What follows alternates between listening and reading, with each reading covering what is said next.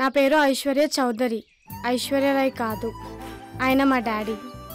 Hi sir. Hi Suresh. ఎవరు sir అబ్బాయి? నా కాబోయే అల్లుడు. ఏముంది సార్ అతనికి? ఏం న్యూస్ ఇస్తున్నారు? 1, నా కూతురు అతను ఇష్టపడింది.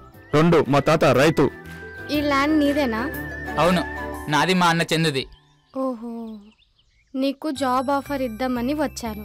నా క్వాలిఫికేషన్ తెలుసా నీకు? డిగ్రీ డ్రాప్ అవుట్, అంతే కదా? అవును, ఏం జాబ్ ఇస్తావు?